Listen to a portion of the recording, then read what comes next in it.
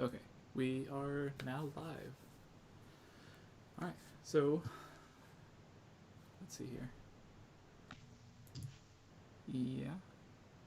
Looks like we have a few people in. Hopefully the title and everything stayed the way that I made it.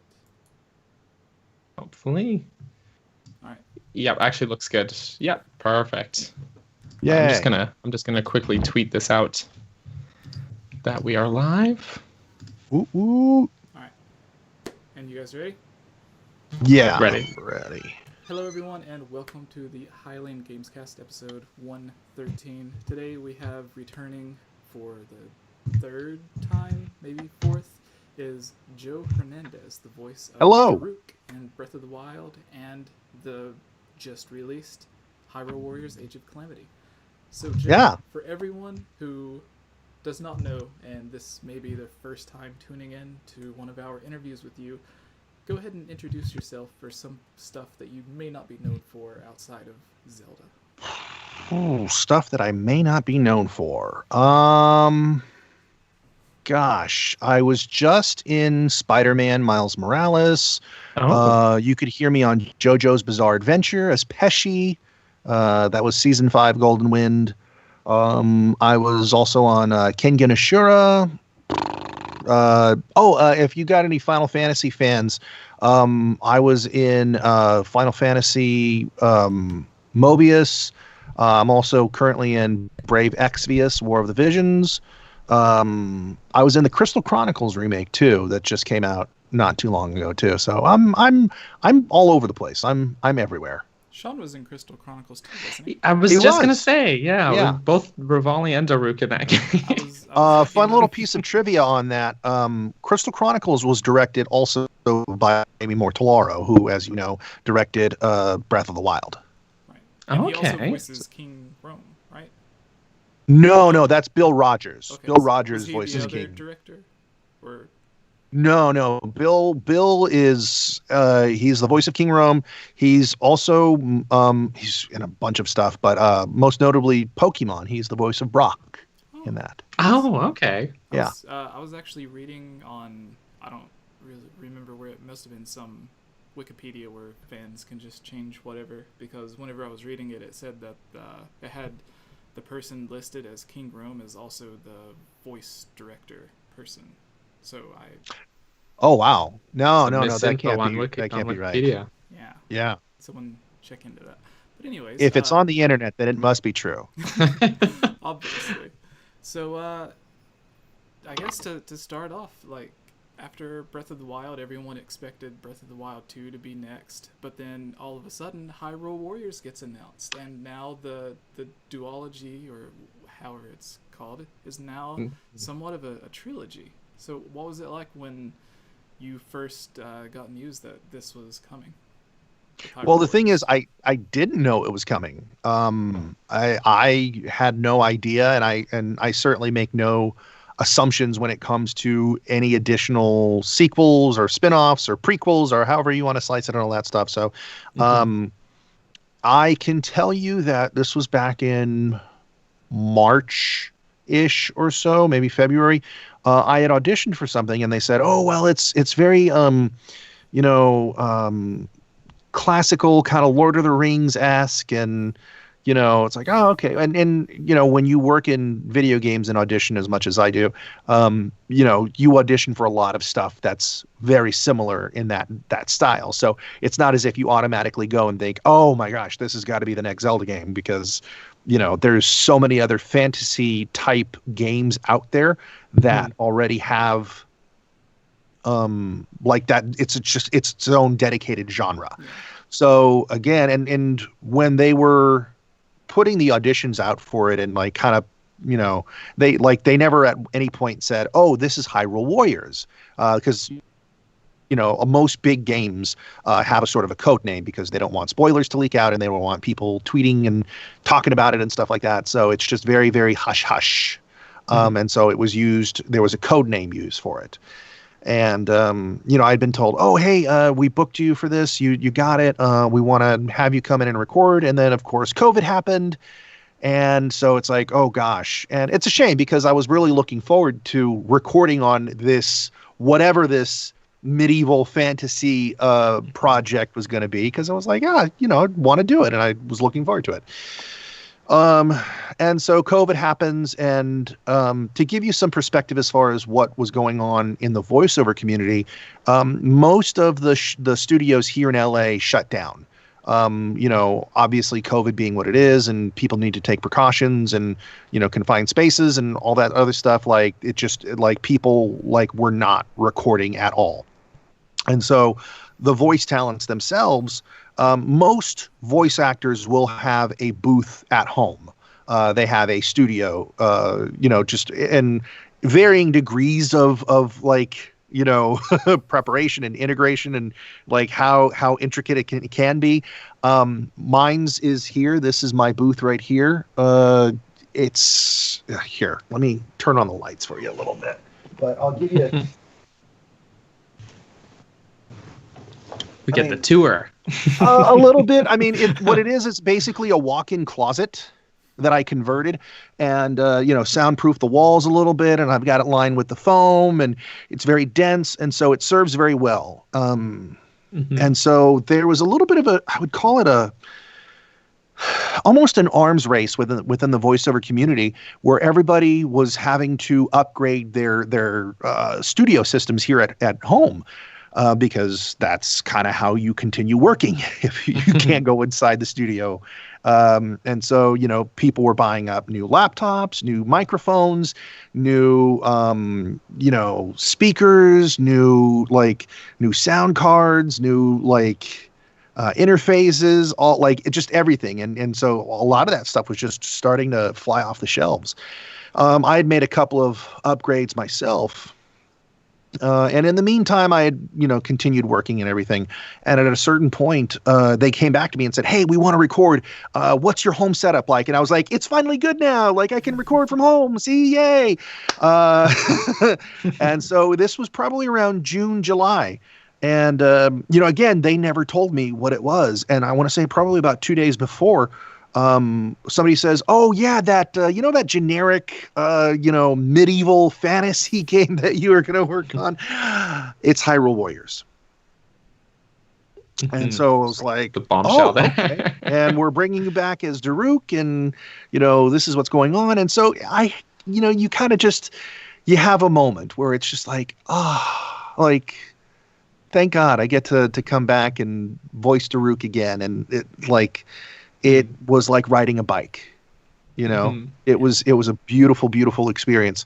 Recording from home was definitely a challenge, just because one of the biggest things that will separate just a regular old kind of thrown together booth with one of the more professionally made ones, or the ones that you'll find out in LA, is ventilation. My booth does not have any sort of ventilation. Oh boy. We do not have air conditioning inside this booth. And when you're recording in Southern California in June and July in the middle of the day, it gets hot real, real fast. Real hot, real stuffy, real humid.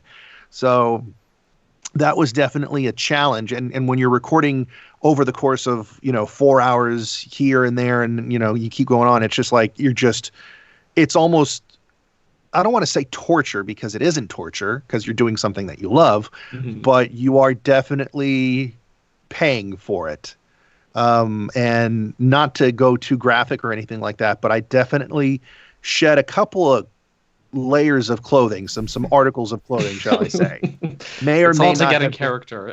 Yeah, well, and that's You've seen the way Deruk dresses. Yeah, and you're really not too far off, because I realized, I was like, wait, I'm kind of down to my skivvies right now, and I'm seeing Daruk walking around in his cutscenes, and he's got his little, I don't even know what you can call that. I don't even know.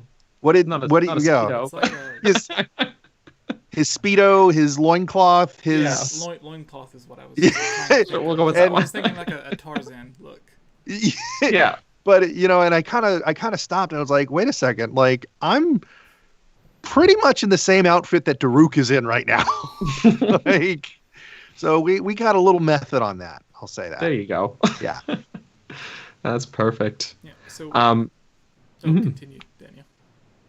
Okay. Yeah. So you mentioned, them having code names and stuff. Previously, when we had you on, you had talked about how before Breath of the Wild they did a similar sort of thing. They didn't tell you that it was Breath of the Wild. Yeah. They gave you, was it Hannibal was like the code name for the character, and gave you kind of a rough overview, but didn't tell you that it was that you were a Goron man and everything. Yeah. So in this case, was it a similar thing? Like, did they give you a different code name for the character and tell you, or what kind of did they tell you before? It was a different code name for the title.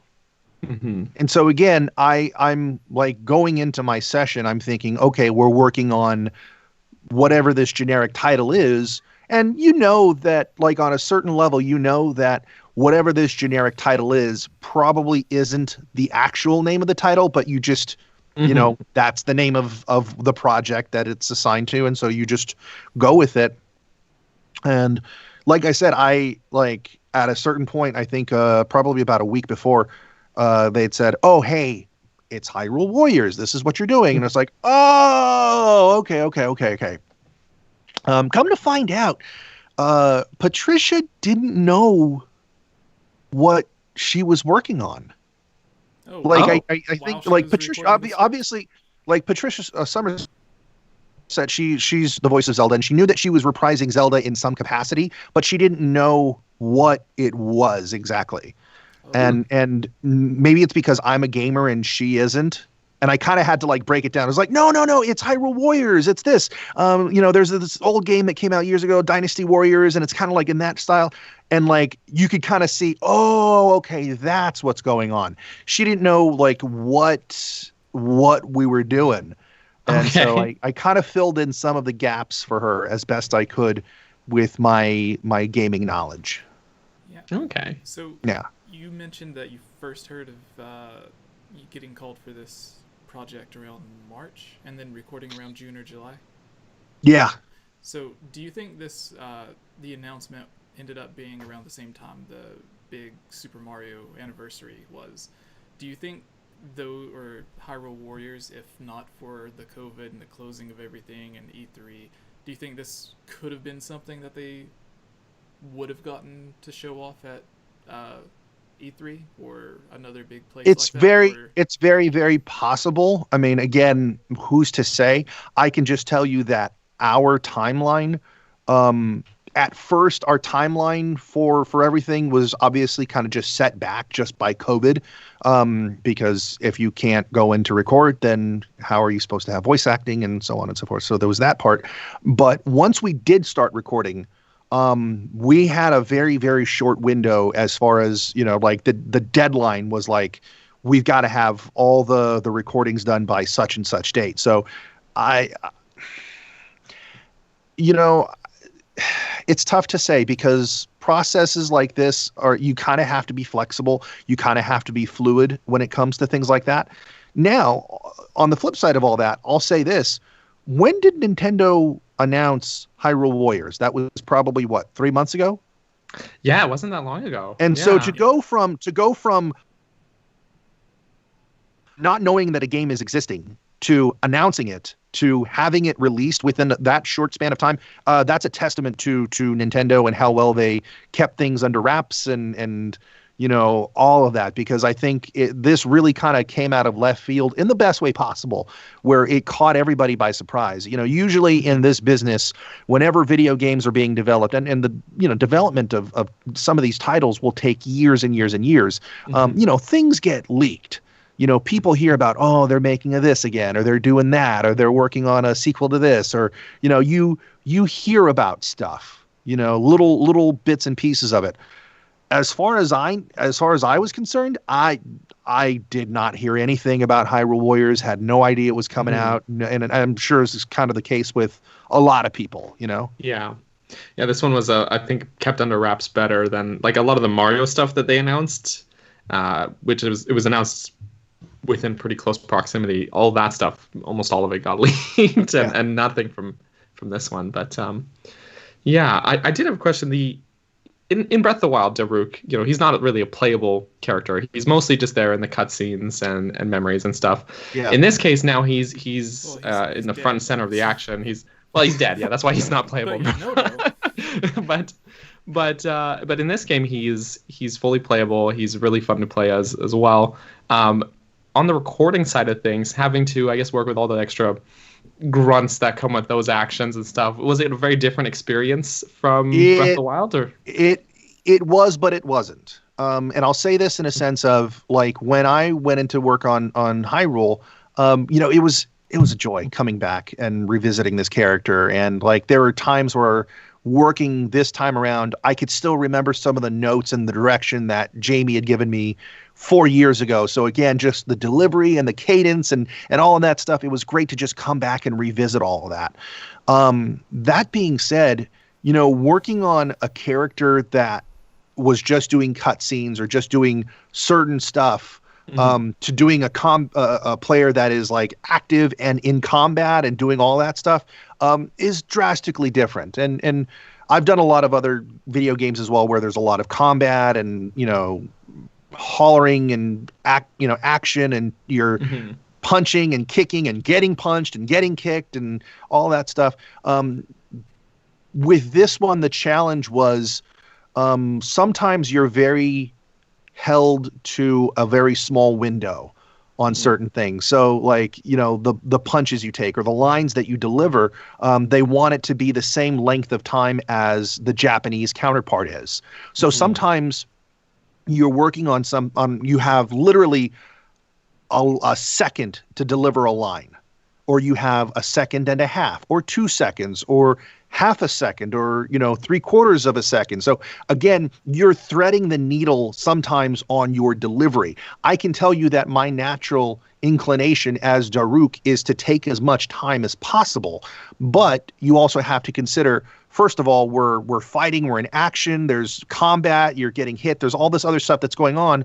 And again, when you kind of have to match up to what is going on in the Japanese version, you really, really just kind of have to thread that needle. So to me, that was a bit of a challenge. Oh, it makes sense. Yeah. Yeah. Yeah, one of the hardest things, which I guess most voice actors are used to by now after they've been in for a while, is matching the lip flaps of the other characters. Yeah. Or other voice actors. So I imagine like coming up with completely different words and syllables and everything to try and match perfectly. And then, everyone, all the writers have to take the hard work of actually coming up with lines that end up giving the same meaning, but it still matches the same amount of syllables and everything. And then it's your job to try and make it sound like you're not talking really fast just to get it out, but it sounds natural. So I imagine, especially when you're doing... That is dubbing in a nutshell right there. I mean, just trying to get it and try to get it to make sense, and the timing, and like you said, and the lip flaps, and the delivery, and all of that stuff. It's a very technical way of approaching voiceover, which I would consider it a skill set in of its own. And so you take all of that stuff that you just mentioned, and now you're working from home. Now, instead of having like a giant 36-inch monitor or 48-inch monitor that you're working off of as far as trying to match the flips, I'm doing it on my iPad. So again, you're trying to be technical, but you're also limited by what you have at your disposal, just here in your own sort of made up, concoctions. Right. And were you left on your own, or like was a director or someone on Skype? Oh, no. We had the entire team there. I mean, we had we were doing it. I want to say over Source Connect. But yeah, they had an engineer on there, they had the director, they had the producers, like there were people from Nintendo listening in, so I could hear them all patched in on my headset here. And so, you hear the entire dialogue of the entire team, and that's one of the beautiful things about the technology that we have right now, that we quite frankly could not have done this 20 years ago. I mean, even really 10 or 15 years ago, there'd be no way to do what we did. And it's great that we're able to sort of be able to have, an entire recording session, and really just even on another level where it's like, I recorded my lines for this game here at home. Like, to me, that's so surreal. Like, that has to make that it shouldn't. a bit more special. It does make it very special. Like, it really, really does. And from what I've seen in the clips and the gameplay and all that, it sounds pretty seamless. So that's a credit to the engineering team and the sound team, and like I said, the directors and the producers and everybody that put in all of those hours that went in to make this game what it was. Yeah, I imagine there was a lot of just getting everything set up and having to tweak a bunch of stuff to get it as perfect to the people on the other end as possible. Yeah, one of the challenges, just as a voice actor in general, is you can't just be a voice actor. Being the actor in this equation is just one part of it. But if you want to complete your skill set, you kind of need to be your own engineer. You kind of need to be your own writer and your director sometimes. Sometimes you need to be your own social media guy. Sometimes you need to be your own, you wear several different hats in this industry. And right now during COVID, you really, really need to wear several different hats as far as the technical side of all that stuff. So, we're kind of sometimes left to our own devices. But thank goodness that we, when you're working on projects such as this, you have teams of sound engineers and, like I said, directors and producers that are there to make sure that you succeed, because when you succeed, the project succeeds.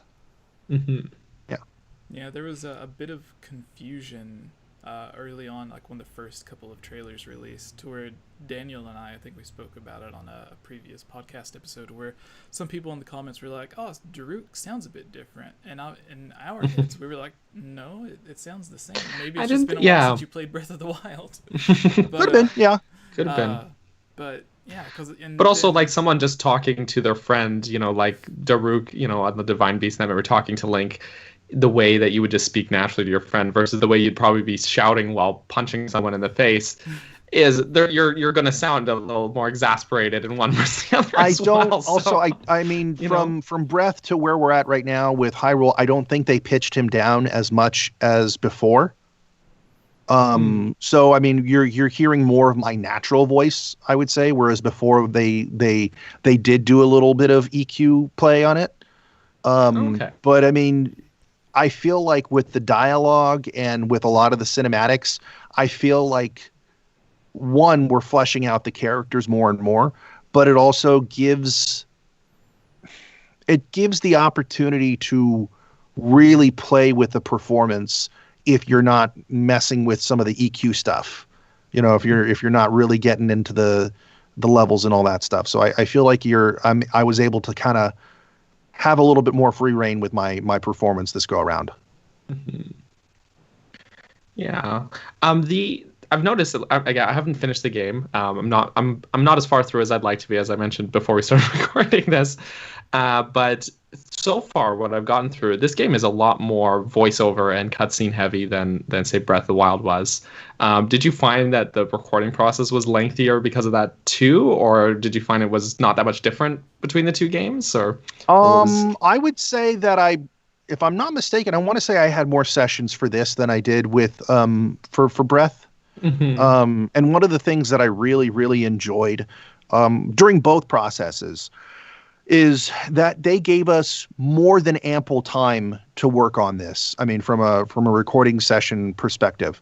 So often, and I'll work on, a number of other projects, there's a lot of time constraints. And just, budgets being what they are, and then time is money and all that other stuff. Sometimes, you're and deadlines also being what they are. You're feeling the crunch, you're feeling the pinch, and, you gotta really, really just, hammer through stuff, and you're bound by the time and the deadlines and all that stuff. Working on Breath and working on this, I didn't really feel that pressure. We had time to explore and play and make mistakes and correct them. And, I didn't feel any pressure whatsoever working on either of those projects where, the producers or the directors are like, "Hey, come on, we got to go. Come on. Hey, what's going on?" There are projects that I have worked on where, hey, we said we'd be here working for 2 hours. We got to do that, and we can't go a minute over or anything like that. So a credit to Nintendo for doing that and giving us the time and the creative liberty to just flesh these characters out. Yeah, that's really cool. It seems actually a lot more, as an observation, like the tone of the game so far is a little bit more playful as well, which I enjoy. I think it fits the gameplay better. So yeah. Jesse, go ahead. So earlier you mentioned like no one really expected this game to be coming out, and I didn't either, and I don't think anyone really did, especially with it being like another Hyrule Warriors crossover. I'm sure a lot of people did expect a Hyrule Warriors 2, but it just being a sequel or more of the same as the original, not something based off of like the newest game, and especially while everyone's waiting on the sequel to it to eventually come out. So far we've only gotten that one trailer, which everyone has been excited about. But with the Hyrule Warriors and it being the big multiplayer version of like a Breath of the Wild prequel, there was an interview, or I don't know if it was an interview or an announcement, where they said that it was Nintendo that approached them to make the game. It wasn't them being like, hey, when are we going to work on like Hyrule Warriors 2 or another spin-off or whatever. It was Nintendo wanting to make the game because they thought it would be the best way to represent what happened in the past 100 years ago. Yeah. And there's the infamous interview that Daniel and I talk about a lot when it comes to Breath of the Wild and what could possibly be coming in the future, which we always just assumed it would be their idea for Breath of the Wild 2. But it was Aonuma saying that whenever Breath of the Wild, before it was titled Breath of the Wild and just known as Zelda Wii U, he made a bunch of, like anytime he was interviewed or something or had an announcement, he said that he didn't want you to think of Zelda Wii U as a single-player Zelda game. And nobody really knew what that meant at the time. They were messing with the Miiverse on Wii U, which you could communicate with other people, and in some like tiny way that isn't a single player experience. Like in Wind Waker, you could cast out bottles of notes to other players online. Yes. And then the mailboxes and everything. Yeah, and with so when Breath of the Wild came, a lot of people thought, oh well, he might have been meaning that, or it could be something to where, like I always use the example of Wolf Link in Breath of the Wild. Instead of an AI controlling it, maybe they originally had ideas for like a second player could pick up a controller and then play as Wolf Link, because it is optional and it doesn't take anything away from the story. It's already there.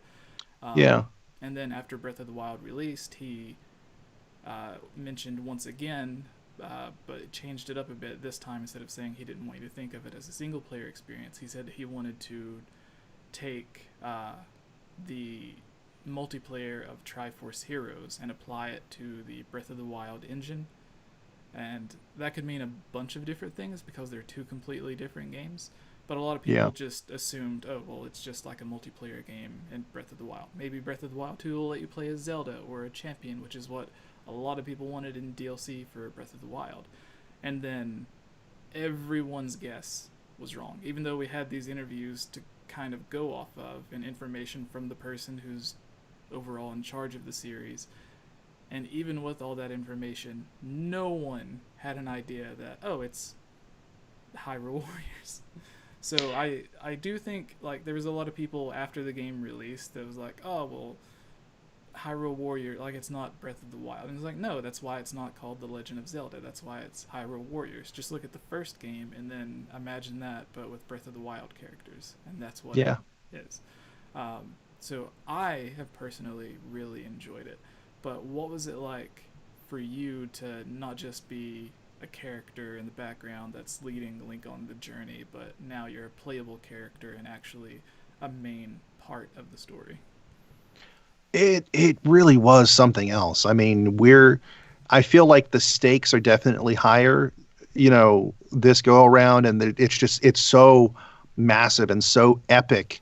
And I kind of like there would be times where we would be working on it, and obviously, I kind of have to be professional. Like I kind of, okay, I'm Joe, the voice actor, and I'm here, and I'm professional, and we're gonna get through this session, and we're gonna do it, and we're not gonna have any hiccups or any bumps in the road or anything like that.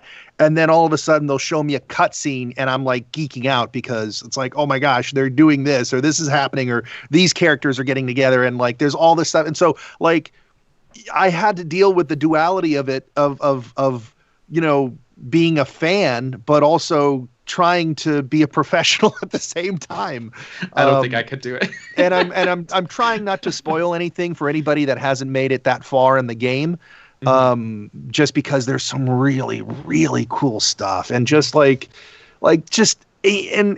I feel like both Joe, the voice actor, the Joe the professional, and Joe the Zelda fan was definitely pleased. I mean, I think a lot of the fans that are playing this weekend are definitely going to be happy with the game, and not just the gameplay itself, but the narrative, the story, and hopefully walk away with a greater investment in these characters than what they probably already had before, which is something that's so hard to do with characters that are already established.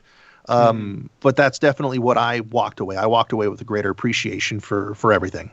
Yeah, usually awesome. when watching, like if a movie comes out and like a bunch of characters die and then they make a prequel to it, or like in this case it's a video game, the easy thing that a lot of people do is like, well, I'm not going to get too invested in these characters because we know they end up dying. Sometimes you can't help it. But the way this game ends up kind of going around that, or tries to flip the expectation, is that for everyone who played like the demo or just watched the first cutscene, so I don't think it's that big of a spoiler, but there's the egg guardian that everyone baby egg.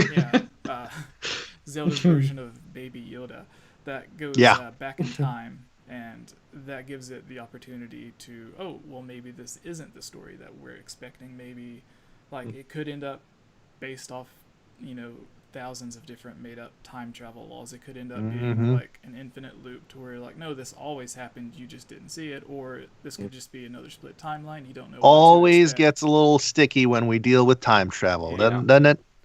Yeah. So which Zelda's no stranger to. Yes.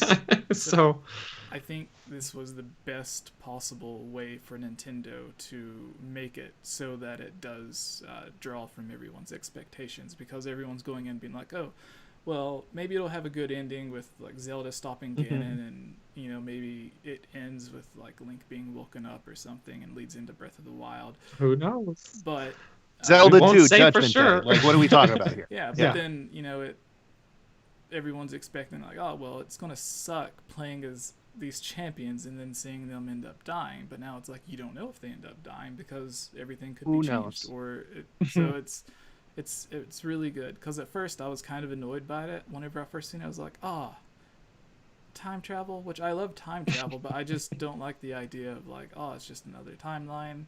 Does that mean it actually is canon, or is it not? And then you play through the story and you'll eventually find out, possibly. But so what this means for the series going forward, and what it means with everything that's been established, as cliche as it is to say, only time will tell. Yeah. That's and for all the guessing and the speculation and the this and the that, only time will tell what this means. Yeah, but I just think, like, from a story and game standpoint, I think it's the best way that Nintendo could make it. So, like, as soon as you start the game, it tells you, like, oh, no, this could end up being different. It could end up being the same, but now you can be invested in the character because you literally don't know what's going to happen. Yeah. And isn't that the best brand of storytelling, is when you don't know what's going to happen? Right. Yeah. That's what was it? Okay. But now we know exactly how it could all go very wrong. The stakes are high. Expect the worst, but hope for the best. Daniel, I guess it's your turn. Or Joe, actually, do you have anything like special or exciting, some sort of experience in this game or the making of the game that you would like to mention before Daniel gives his question? Gosh, I mean, I think I've covered a lot of everything. Again, working from home and having it being a little difficult just with being in a hot, stuffy booth as opposed to like a nice, cool, climate-controlled one out in LA. But again, I wouldn't trade it for anything in the world. It was a heck of an experience, and again, if they bring back Daruk, I will be here 1,000 times if they'll have me. And no regrets whatsoever. And like I said, on a certain level, you kind of have to geek out a little bit because it's like, dude, I recorded a Zelda game, here in my booth. Like what is that? Like that's crazy. That's outrageous. So I'm extremely grateful to be back and, be reprising this character and like I said, I think Joe, the professional voice actor, is very happy, and Joe, the fan, is also geeking out too. So yeah. All right. So we'll have the last 10 minutes here. We'll try to end it around 5 p.m. Eastern or 2 p.m.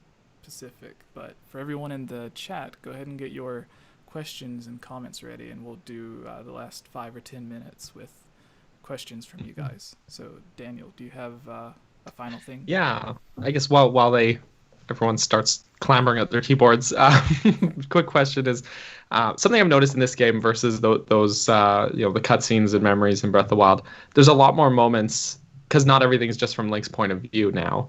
There's a lot more moments where we see characters interact with each other that we didn't really get to see much of. We see a moment where again, I'm keeping early game stuff, no like big story spoilers, but you see like a moment where Urbosa kind of tells Revali off and stuff like that, and it was just really great. Would you say like your experience with the cast as a whole was different because of that, like being able to work with these different actors together and interacting with your characters more, or was that something that you felt was pretty still the same for you? For the most part, it's pretty same. I mean, I would say that my relationships with a lot of the main voice cast, it's only grown. And I view us as a family, and we'll go and we'll do conventions together, me and Patricia and, Jamie and Bill and Sean and, Elizabeth, and we'll get the band together and we'll go out and I have a genuine love for each and every one of these guys. And I love spending time with them, and I love doing all that. And so I would say that our relationships now, and especially going into working on this project, the relationships have been defined even more, and you kind of think of it as, in high school terms where, who's the jock, who's the nerd, who's the bully, who's the cheerleader. And so, you kind of know those roles, and the dynamics, and the people that are playing them, and you also know their characters so much more than you did 4 years ago. So for me, it's just that much more of an opportunity to strengthen those relationships, both on a personal level, but also just with what we did in game. That's awesome. Yeah. There's a lot of those really great character moments where you see like. And like you said, the variety in this cast of characters is phenomenal. Especially my favorite are some of the interactions between actually Mipha and Daruk because of how vastly opposite their personalities are, and it's just a lot of fun to see how they also just get along very well, I guess. Yeah. But moving on, we have a question in the chat First, here. My final question. Oh, yeah. Is, Yes, Jess. Sorry. Earlier we talked a little bit about what it was like when you learned that, like, you're going to be a playable character in this game when you weren't in the original. So did you go into this script knowing, like, you're going to be voicing this playable character for this Lord of the Rings type game, or did you learn about that after, when you found out it was going to be Hyrule Warriors, or when exactly? I mean, the details were very kind of general and very vague going into it. Like I said, I kind of knew, that it was this medieval fantasy-esque game, but you don't know what you're getting yourself into. Right. And then once they start peeling back the curtain a little bit, and it's like, no, we're working on Hyrule Warriors. oh, and they start kind of feeding you some of the plot points, and these are the characters involved, and this is what happens, and some of it you learn sort of as you're going along. Some of it for me as a gamer, knowing Dynasty Warriors and Hyrule Warriors and knowing the history and I kind of already was able to sort of piece together some things. But again, so it's a mixture, it's a blend of all that where you're sort of learning as you go. Some of it you already kind of know. So I don't know if that answers your question. I'm sorry. No, that's good. So what was it? With all the different voice actors that was added to this game, you mentioned like when you go to conventions and stuff, everyone gets along, and it's like a big reunion of all the different voice actors with Rivale and everyone. But now there's all these additional voice actors. So now I imagine if conventions and stuff were going on, it would be like a group twice the size going in to possibly, man. Possibly. And it's funny because I know some of the characters and I also know some of the people personally that are, new to the cast. So there's that. But again, I can't speak to like the bigger picture just because I only know what I've interacted with as far as my recording sessions go. So, what those other characters like, unless Daruk was opposite them. Like I know bits and pieces, and so I'm sure the fans would be able to tell me more about like, oh, this character does this, or this character does that, and the one person that I think I'm probably the happiest for would probably be Andy Gibson. She was Impa. She was Impa. And so she goes from voicing an old lady in Breath of the Wild to Dan, I can't hear you. We missed it. Muted. Oopsie, sorry about that. So yeah, I didn't realize it was the same voice actor in those two games. Yeah. Wow. And that to me that speaks to her ability and her range and everything, and she kills it. That's amazing. That's really cool. Yeah. Do we want to start on the fan questions now? We got about 8 minutes left.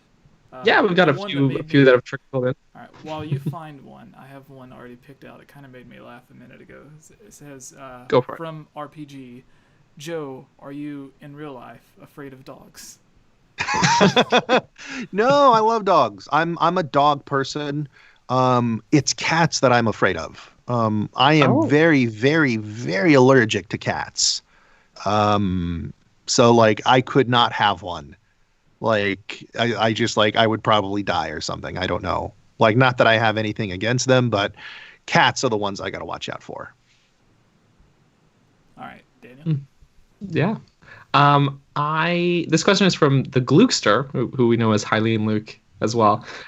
He asked, and again, I'm gonna ask this question with adding my own sort of disclaimer. Again, not everybody who's watching this has played or finished the game or anything. So without spoilers, of course, he asked, what was a favorite line of yours to record for Daruk, or just a favorite token line or anything like that? Oh, are you talking about on this project or? I'm sure he means Hyrule Warriors, but you can. I'm sure he means, but you could do both. I mean, gosh.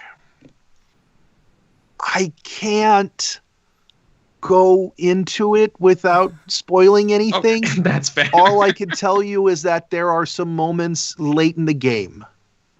And for those of you that have progressed and are either near the end of the game or have finished it, I will hope that you will know what I'm talking about. But there are a couple of moments, particularly near the climax, the end of the game and the end of the story, that really just like, yeah. All right. So, okay. For the people I'm looking forward to it. For the people who really want to know, if you would like, you can tell me like on Twitter or something. Just send a DM with like what the quote is or where it would be at, and then I can just hide it in the description for the people that really want to know. They can go looking buried in the description. Because I haven't made it there, but I'm sure knowing Daruk's character, it should be hilarious. Yeah. What was the one with RPG again, with all the different characters you voiced, is it hard for you to get back to a role like Daruk, or does it come naturally? Do you prepare by reviewing what you did before, like watching Breath of the Wild Memories? And I thought that would be a good question. I don't mean to take the same person's question twice instead of other people who's commented, but I thought that would be a good, not just for Breath of the Wild or Age of Calamity, but for voice actors in general. You know what? Going into it, I would say a couple of days before we started recording, I did go back and revisit a lot of my cutscenes and the lines and like I said, the delivery, the cadence, a lot of those little nuances that we had touched on in Breath. I kind of just had to kind of go back and revisit.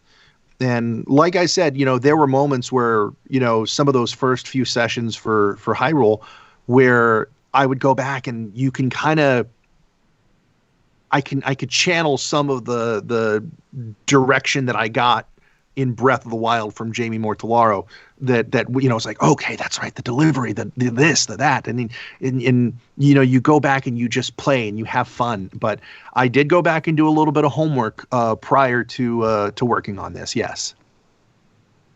All right, Daniel, can you find another one? And then I'll give a final question to end it off.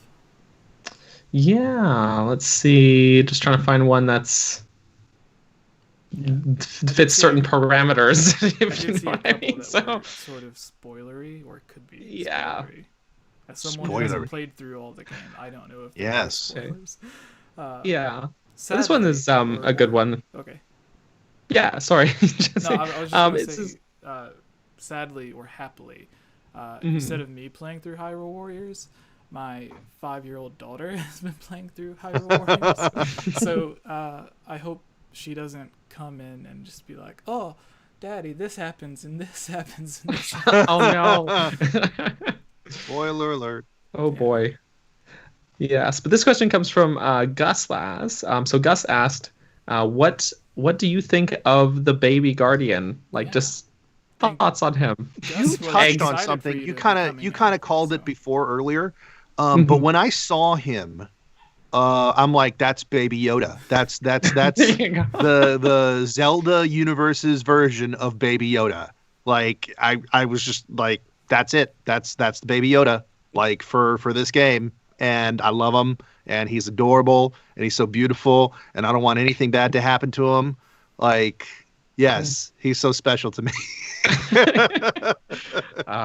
This reminds me of a great meme I saw, where my favorite show, Brooklyn Nine-Nine, there's the scene in it where Rosa, who's very much like the tough, badass character, as it were, but she gets a dog, and anyways, they just Photoshop the egg into it, and it's her saying, "I've only had egg for a day and a half, but if anything happened to it, I would kill everyone in this room." And I'm like, yeah, that resonates. Yeah. That one resonates. Yeah.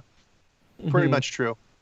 All right. So to end this off, as always, I think because every time we interview someone, whether it's a voice actor or an actor, a musician, or someone else, sometimes, once upon a time, I was lucky enough, and I want to get him back on, but Mike Drucker, who's a known comedian, he's worked at IGN and a bunch of other places, but he used to work at Nintendo, and he worked there when he basically the thing that he jokes that he likes, that he is most well known for, is that he was the one who actually came up with the name for Groose in Skyward Sword, and because of Groose and his name, he ended up becoming a big meme in the Zelda community. If anyone knows the character of Groose. So we like to ask people when we end it off about how others who may be interested in pursuing a similar kind of career. So last time we did ask you, but this time things are a bit different, because now instead of going into a potential studio or something, what is the best advice that you have for potential amateur voice actors or people that are just getting started with the way the world is now?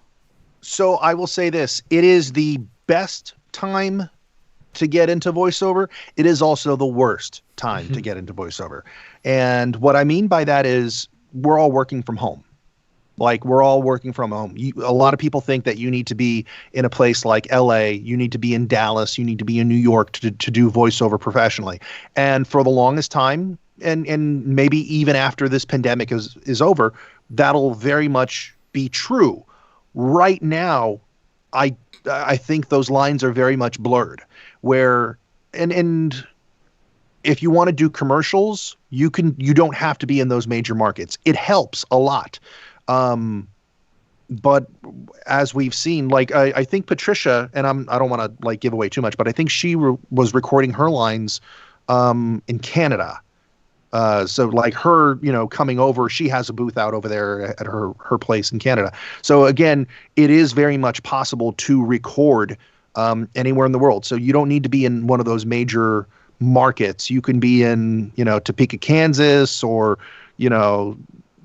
Miami. You can be in Sheboygan, Wisconsin, like anywhere.